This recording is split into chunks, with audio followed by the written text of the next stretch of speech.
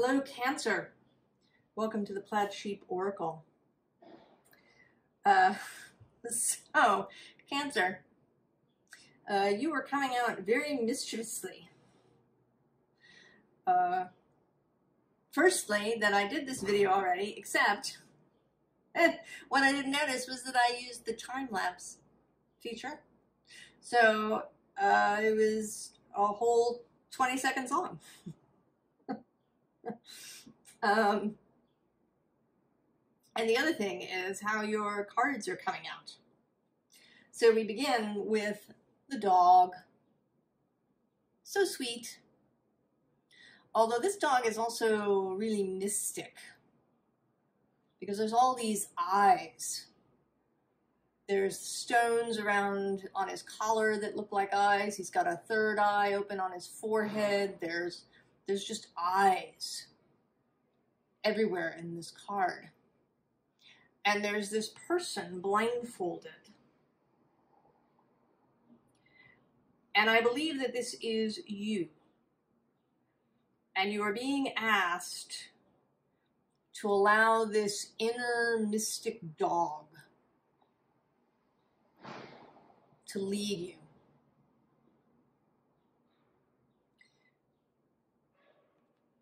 Now the second card that came out, and this is where the mischief comes in. So you have dog, and then you have fetch. Oh yeah. And this fetch is relevant. The fetch is a false double. The evil twin. Perhaps a false perception that you are presenting either to yourself or to the world, or both. Now, the interesting thing about this reading is that it's going to go differently than usual. Generally, I have my rows of cards. I read them one after another, sort of. It comes out as a story. First deck that wanted to come out today is this Liffruma Healing Oracle, which is based on runes. And when I laid them out, I got 3, and I remembered, it sort of came kind of as a clear image, or like a whole thing. When I first learned about the runes, I would do these past, present, future readings based on the Norns. There's many stories about the Norns. There's possibility of many Norns, but the ones that we usually talk about are Ord, the Norn of the past, Werdandi, the Norn of the present, and Skuld, the Norn of the future. So past, present, future. And a confirmation of that is that Skuld comes out at the base of this deck. The future. Moving toward the future. So rather than reading them normally, I'm going to read all of these and then move across past, present, future. Doing things differently. Appropriate for the Aquarius full moon that was yesterday. I hope you got to see it. It's a super moon. It was gorgeous. So first, this leaf unfurl card. And this wants to talk about unfurling as a continual process. We don't just unfurl once. Or rather, if it is once, it is a long unfurling. You know, from the moment of our conception to that last breath that we release at the end of our physical life. And that it's kind of both. There is both this long, right, like the long plot, perhaps of a whole series of books. And then there's individual unfurlings that occur along the way.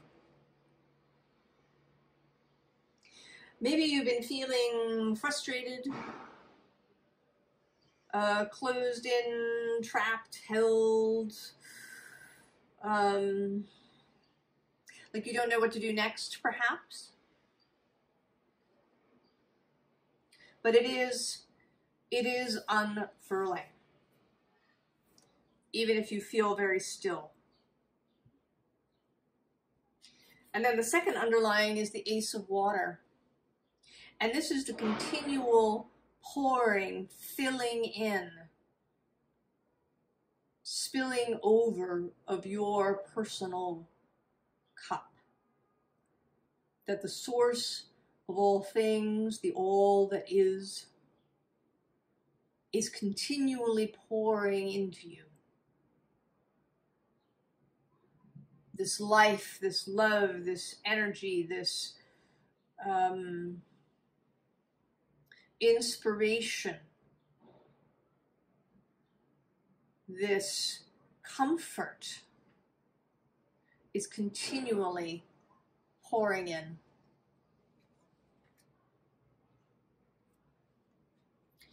And also continuous is the communication. As humans, in this physical body, we are individual. We are in that way alone.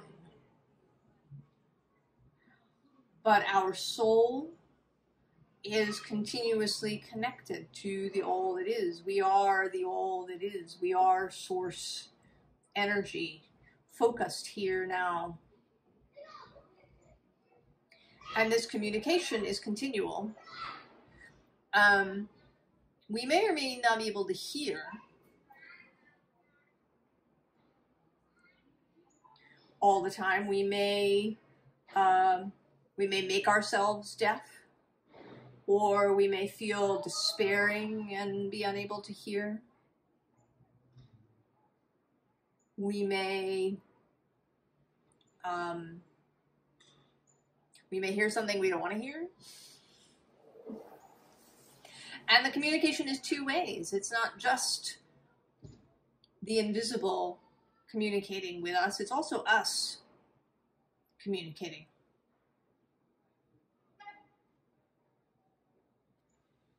We are seen. There's never a moment when the all that is not seeing us. There is no moment when our fellowship is not seeing us. Now, we as humans don't have, quite that ability of continual focus. We can only take in so much. But even we are receiving, right, and we're communicating all the time. We have a vibration that is coming out of us all the time. And we receive input from the world. So all of this rolls on, is continuous, is a flow, is ever renewing.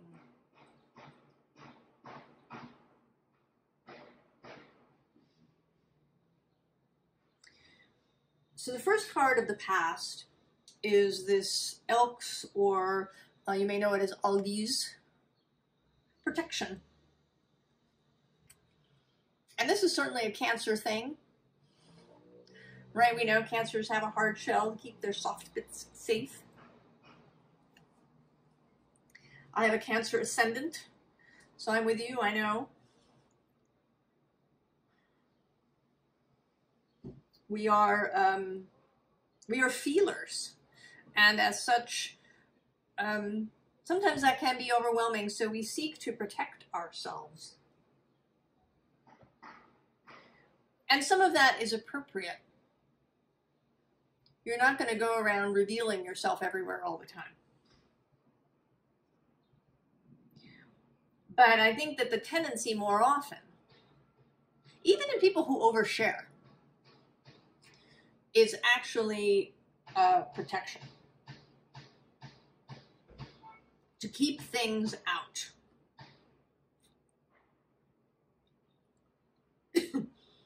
And I think that in the past, you've overdone it. You've kept yourself too private, too concealed, too armored up. Perhaps even armored up from yourself. This is something the subconscious or the unconscious may do for self-protection. We can dissociate. We can hide parts of ourselves from ourselves.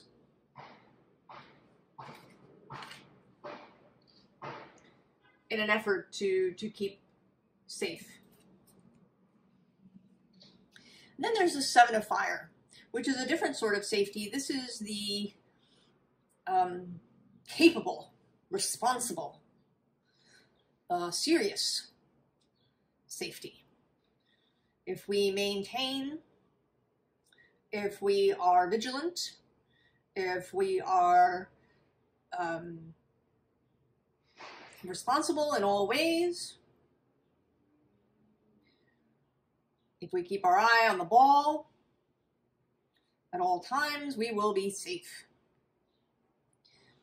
But in this process, here we are, this lion is in this lovely garden, lit by the sun, but he's not rolling around in the grass or sticking his face in the roses or turning up to the sun and, falling asleep in a sunbeam. We may miss out on those things. And if we're too rigid, being too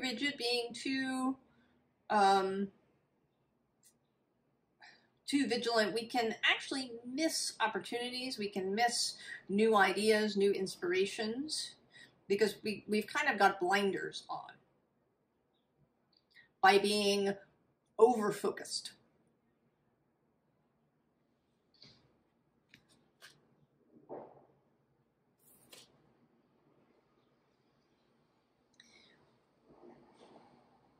And then we have this birth rebirth card. And this is coming through to say it's a suggestion, actually. I mean, it is about the past, because in the past, we have been reborn. We have not been static through the entirety of our life. We've changed in many ways as we've grown up. You change between the time that you're 8 and 18, and then again 28 and 38 and so on. There are changes that happen, even if a lot of your life remains the same. There are these birth and rebirth opportunities, and they have happened for you. You are not the same person you were 10 years ago.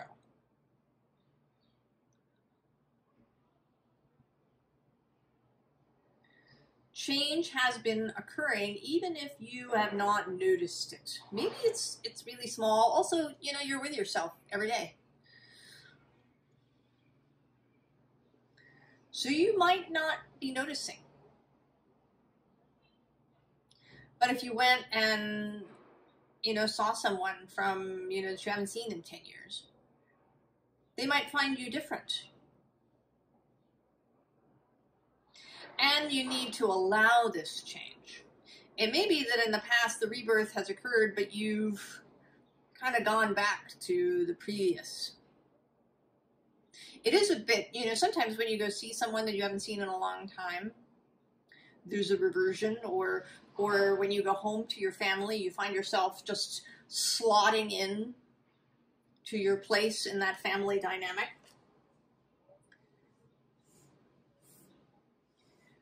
And then you go home and think, why did I say that? Why did I behave that way?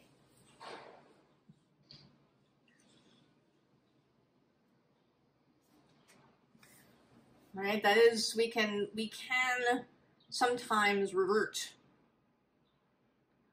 It's like crawling back into an old shell that really we've outgrown, but we can kind of squish ourselves in there. because we think it'll be safer. So allowing rebirth. Now in the present, we have this Unfurling rune, which says embraced, mirrored. And so there is this mirroring idea of seeing yourself in reality, of seeing your full self, not some false image that perhaps your subconscious has created for you.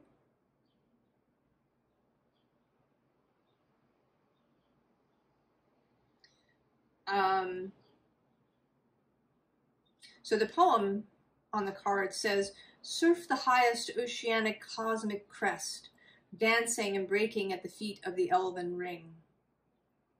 A gift so rare, a mantle to wear that bears supernatural celestial secrets breathed into your being by Nithhugr. Nithhugr, the dragon form the gods use to witness your soul. When you mirror an aspect of their now flawless light, they may, just may, allow you to channel an Unfurling just for you, something special. So this notion that there is more to you than you're seeing, that you can allow, and that maybe you have been. The part of what you've been doing on this, in this spiritual way that you've been creating for yourself, is to be seeing yourself more truly, exploring parts of yourself that you've kept hidden. But the gods, the source, sees you. Now the other thing about this is that it also looks like a rubber band, like a catapult, kind of a slingshot with a rubber band, where you would put your, right, you'd pull back. That part of this process has been a slow stretching of this rubber band back. And we'll come back to that later. And I think part of what you've been doing is to be seeing this wisdom keeper. I mean, there you are, there's your inner dog. Laying there, listening, absorbing messages of wisdom. And this might be a real person or people, spiritual teachers or teachers of any kind, someone in your life who you find really inspirational and wise. You know, if you listen at all, I'm not quite sure why she's popping up, but maybe it means something. Clarissa Pinkola Estes. If you listen to her works, she talks about her family, and she had a family in Mexico, and then she had an adopted family that she lived with in the United States, and that adopted family took in World War II refugees from places like Hungary, and so there were all these sort of older people, elders,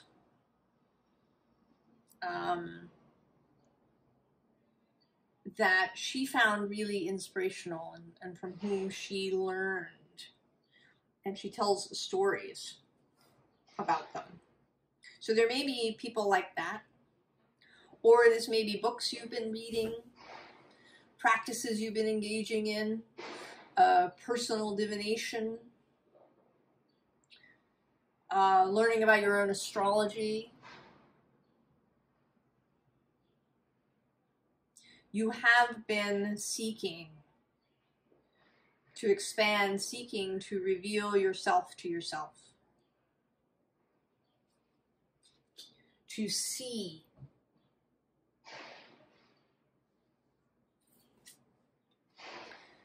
And then the letting go, of course. And it sounds really simple. I'm just going to let that go. Yeah. But when something's been perhaps baked into your shell, part of that early programming, all that stuff we learned from age 0 to 7, that we absorb like a sponge and is kind of baked into us. It can be a longer process. And sometimes maybe we don't even let it go so much as we transform it.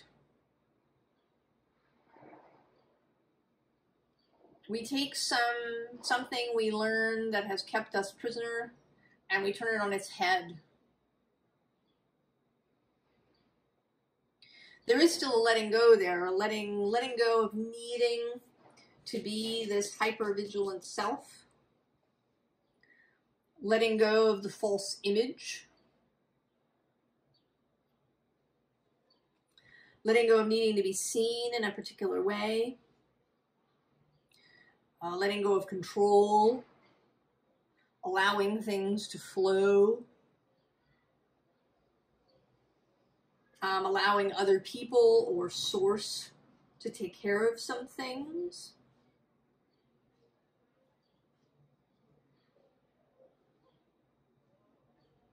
And this is, you know, in this Wisdom of Avalon deck, there's different kinds of, right, there's messengers, and then there's these 3 cards, which are all the sacred journey markers, right? Markers seen along the way.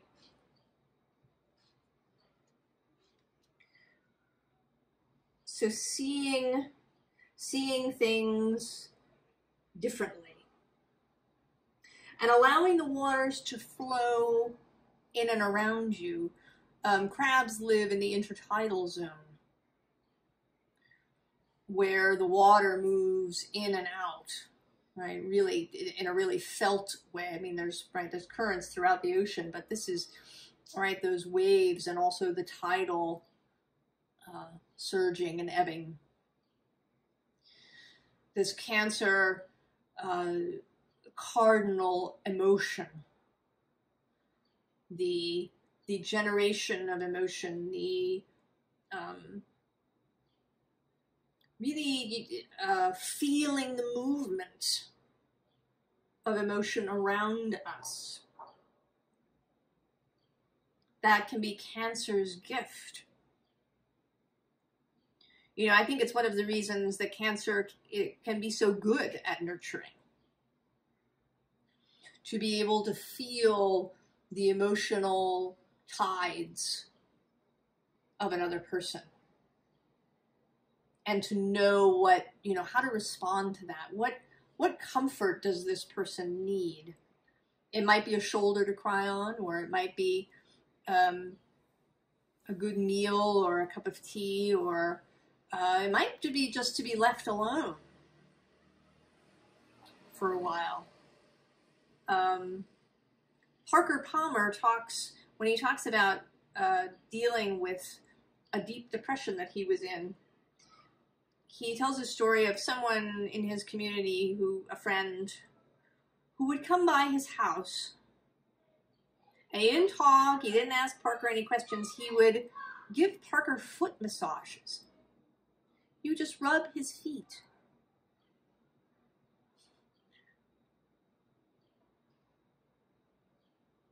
And that was just the right thing. And I feel this upwelling of emotion when I tell this story.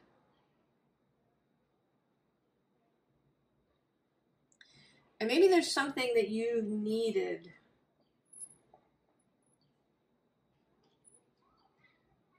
that maybe you could ask for. That maybe you're really good at discerning this in other people, at being that person. But maybe you could also ask for that for yourself. to discern what you need.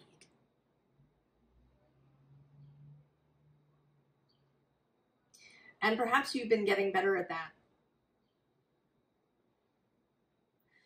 At, suspending judgment about what, logic would say is needed in this moment.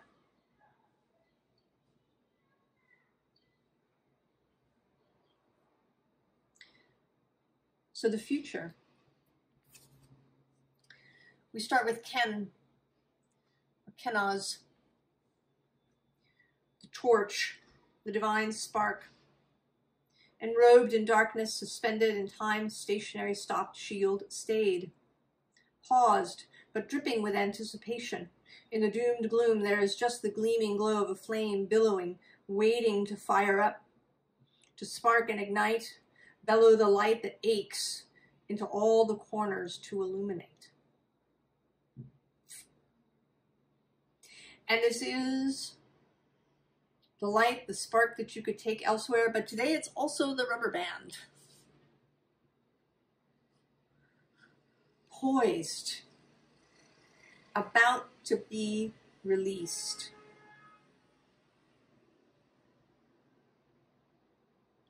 All of this energy that's been building, that you've been building, as you pull back on your rubber band, about to be released. And then this messenger of water, and here the dog is showing up as a seal, as a selkie. And actually, the selkie card from the Deep, Dark, Dangerous Oracle came out in my personal reading this morning. And the story of the selkie is that the selkies can remove their skin and then they're women walking around, apparently human women. And the story, generally goes bad where somebody steals the selkie's skin and terrible things happen. But we don't have to see it that way. Because we can grow in wisdom. We can take off our selkie skin and we can keep it with us. We don't have to hide it away so no one knows that we're this selkie inside. You can reveal some of your selkiness, first of all to yourself, but then also to others.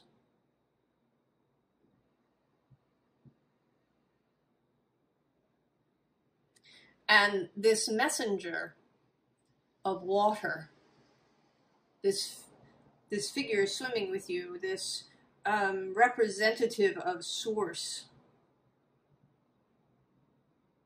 representative of your Cancer water self,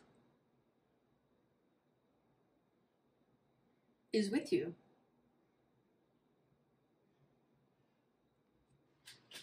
To help you, to give you discernment.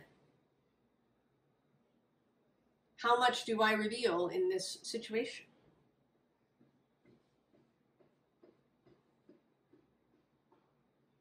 How involved do I get here? You have the ability to bring yourself into a situation without getting all caught up. Without somebody stealing your skin so that you're trapped in the situation.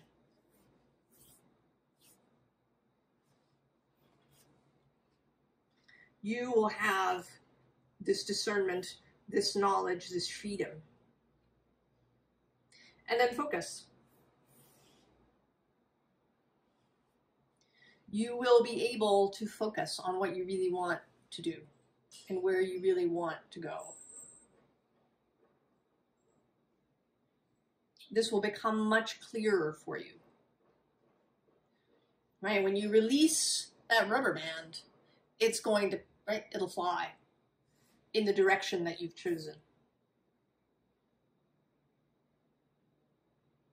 And because you're not spending a whole ton of energy on you know, keeping yourself armored and hypervigilant and, you know, however else you've been protecting yourself, hidden, it takes a lot of energy to hide yourself. If you've been hiding yourself a lot, if you've been living in a kind of dissociated state, you may find you're exhausted all the time, especially if you've been out in public in any way.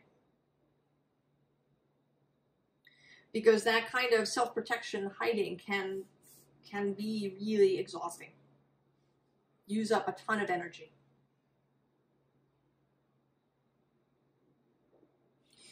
So the past, present, future, and now we have sort of a kind of an overall thing and then some advice. So the underlying thing here is this Three of Swords, right? We fear heartache. That's why we keep the shell strong. But the truth is that usually the Three of Swords, these swords are ones that we've stuck in our own heart very frequently. By hiding, by, you know, thinking self-defeating or self-critical or pessimistic or blaming thoughts. If you go around being, you know, blaming others for everything, your heart hurts when you do that. Your heart doesn't want you to do that.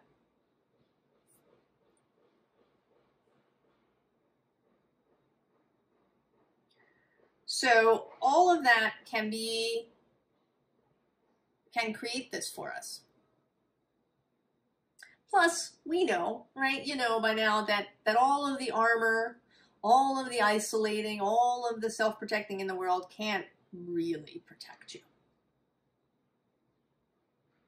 We all are going to experience heartache, grief, loss, pain. This is part of that unfurling.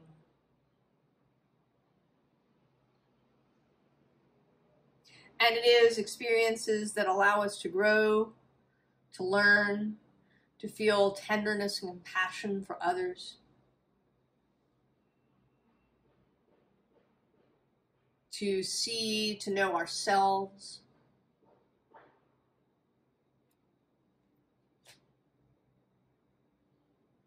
It's not our job to keep everything out.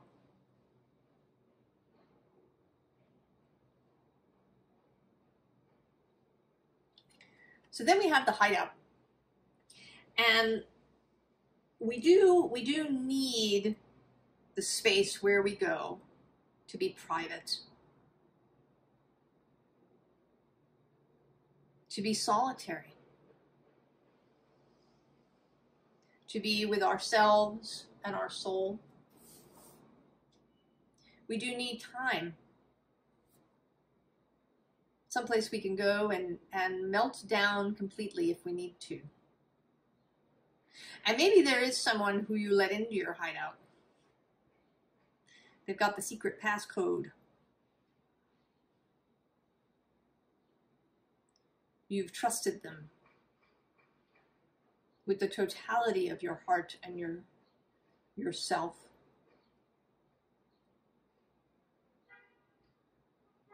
So this isn't a hideout in the what's different about this hideout now, as you have grown and matured and become wise, is that this hideout is not like a nasty secret that you present a, you know, front of perfection to the world. This is a sacred space. This is not a space where you have to be ashamed to go, or embarrassed or guilty. This is not a weakness. This is a sacred gift that you give yourself. The ability to go somewhere and be solitary. and commune with your soul and your fellowship, and perhaps with someone you really trust.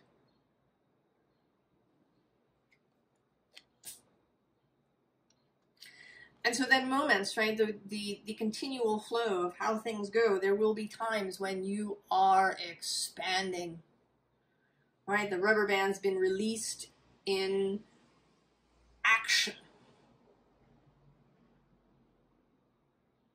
When you come out strong and powerful, when you enlarge, when you are seen to be powerful.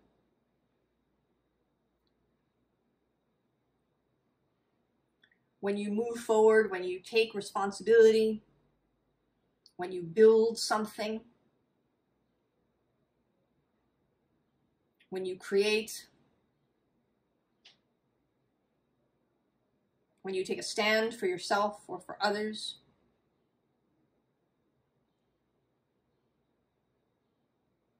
That is part of the flow.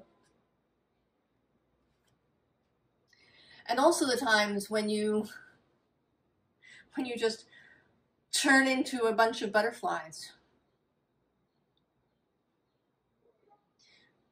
Times filled with laughter and joy and lightness of being.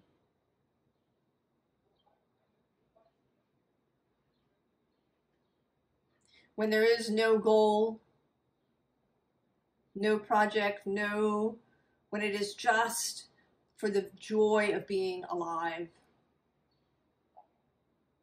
Magic.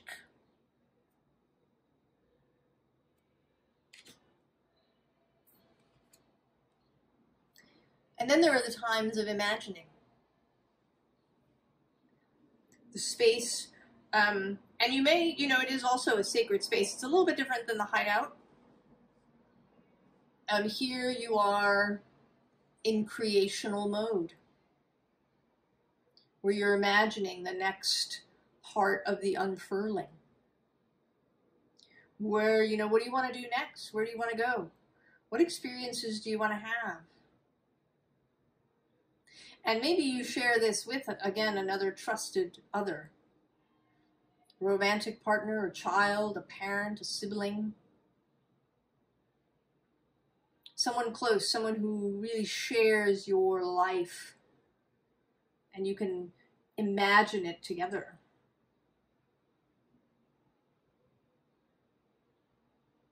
This deeply creative space.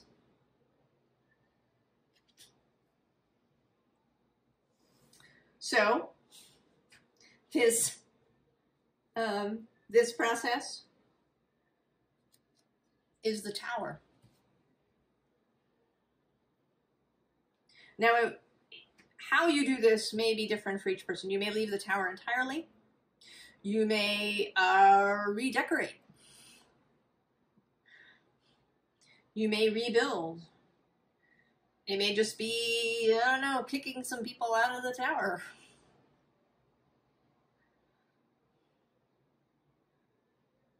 Or some practices or some ways that you do things.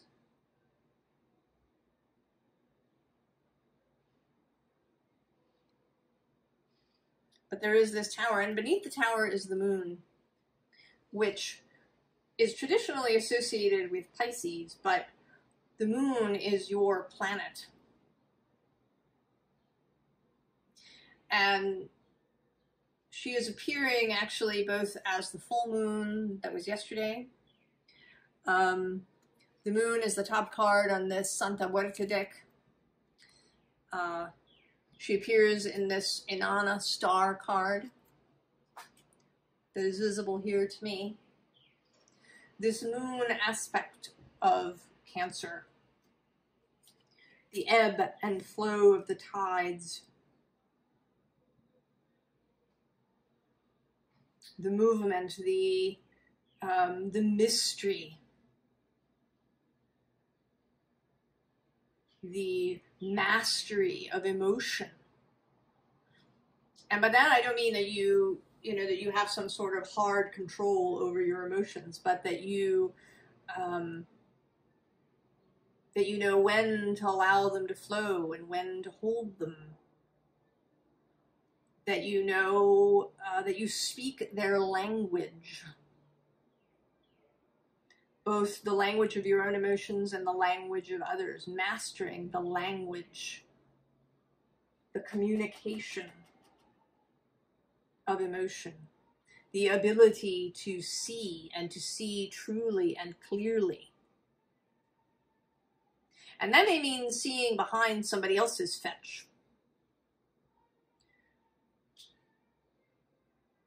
An increased ability to see and know others. And this releasing of the rubber band, this 8 of Wands, which also is the top card over here on the deck. This 8 of Wands is shooting into this 8 of Swords space. Now when this happens, when the 8 of Wands arrives and kind of knocks all of these swords down, your job is to walk away. Right? Choose perhaps one sword and one wand to take with you. And I say this because I have host a similar 8 of Wands event. I've just, I've turned around and I've just put all the swords back where they were. Don't do that. Don't do that. When the swords get knocked down and you are freed, when this blast of energy comes through, the last sort of, currently the last places of holding, just walk away.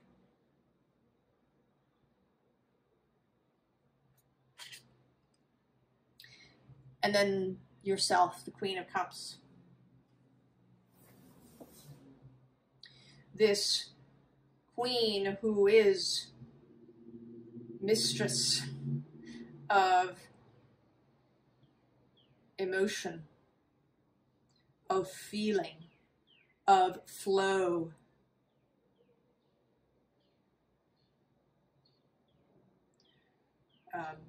Who is able to feel things in her body without being overwhelmed.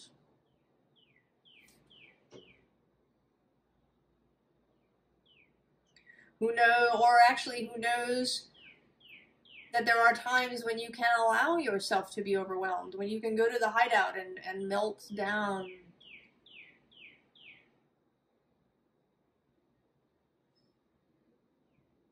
And she is fully revealed to herself. You need hold back nothing. Or anything? I don't know, is that a double negative?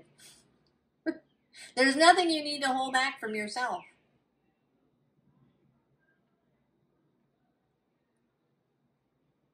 You have discernment. You have maturity in your relations with other people. But you need not hide any of yourself from yourself.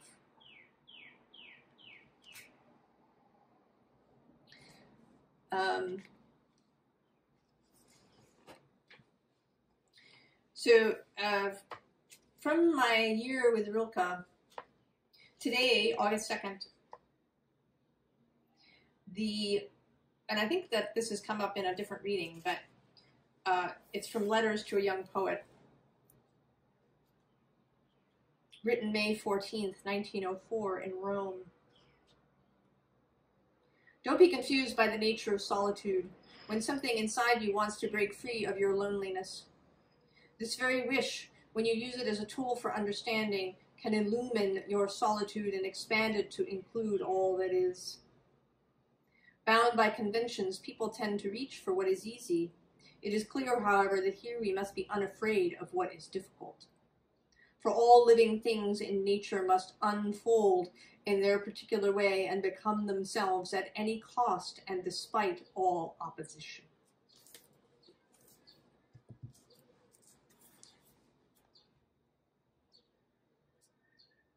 It's clear to me, Cancer, that you are participating in your unfurling and that you have kept your sense of humor an integral part, and your sense of mischief. I think you are doing so well, so wonderfully, so beautifully.